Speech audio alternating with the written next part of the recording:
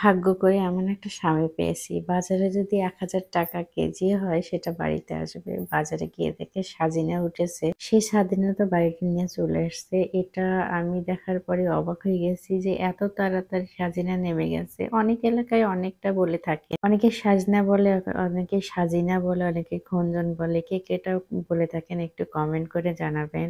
আমি এর আগে অনেকবার ভিডিওতে বলেছিলাম যে মেয়ের বাবা বাজারে গেলে যেটা আগে পাবে, যেটা আগে নামবে সেটা নিয়ে আসবেই। অনেকেই বলেছিলেন যে কিভাবে সম্ভব, এটা কি এত তাড়াতাড়ি পাওয়া যায়? দেখেন সাজিনার ক্ষেত্রে আপনাদেরকে প্রমাণ দেখাচ্ছি। আপনাদের আশেপাশে অনেকের গাছে এখন পর্যন্ত সাজিনা বেরই হয়নি। আর অলরেডি আল্লাহর রহমতে আমাদের কিন্তু খাওয়া কমপ্লিট হয়ে গেল আপনাদের দোয়াতে।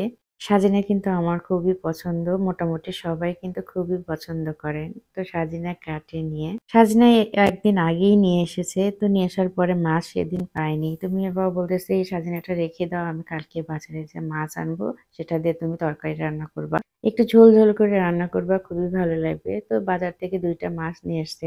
২ টা মাছের মধ্যে ১ টা মাছ আমি পিস, পিস করেছি। আরেকটা ভাজি করে মেয়ের বাবাকে দেব। তো মাছটা আমি সুন্দরভাবে মাখাচ্ছিলাম। একটু অন্যরকম করে মাখানোর চেষ্টা করতেছিলাম। সবকিছু সাজেস্ট করে নিই মেয়ের বাবা থেকে। মেয়ের বাবা যেভাবে বলে আমি সেভাবেই করার চেষ্টা করি। মাছটা মশলাপাতি সবকিছু আমি মেখে দিয়ে আমি একটু এড করেছি এখানে চালের গুঁড়া। যেকোনো আটা মেশালে একটু আলাদা হয়, একটু মচমচে ভালো হয়, ভালো খেতেও লাগে। তো আপনারা এরকম করে যদি কেউ থাকেন অবশ্যই কমেন্ট করে জানাবেন। ২ পাশের চুলায় একটা পাশে আমি মাছ ভাজি করতেছিলাম, একটা পাশে আমি রান্না করতেছিলাম সাজিনাটা। সাজিনা খেতে কিন্তু কম বেশি আমরা সবাই পছন্দ করি। ১ম দিকের কদর কিন্তু একটু আলাদা থাকে। মেয়ের বাবা বাজারে যদি এত দামও হয় সেই জিনিসটা আগে নিয়ে আসবে। একটা জিনিস কিন্তু অবশ্যই মানতে হবে। ১ম দিকে যে জিনিসটা নামে যেটা কিন্তু একটু আলাদা স্বাদ থাকে, একটু বেশিই স্বাদ থাকে। আজকে সাজিনাটা যে খেতে এত মজা লাগতেছিল, আর ২ দিন পর বা ১ সপ্তাহ পর কিন্তু এতটা মজা লাগবে না।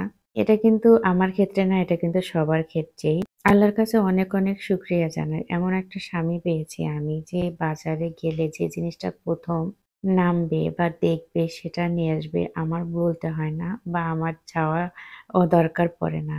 এরকম কপাল কয়জনের হয় বলেন? এজন্য আল্লাহর কাছে অনেক, অনেক শুকরিয়া জানাই। তা আল্লাহ তাকে অনেক, অনেক ভালো রাখুন।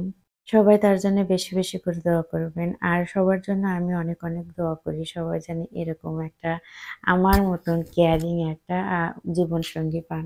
সাজিনার তরকারিটা এত মজা হয়েছে আর আমি এত মজা করে খাচ্ছিলাম। মনে হচ্ছিল যে এতটুক দিয়ে কিছুই হবে না।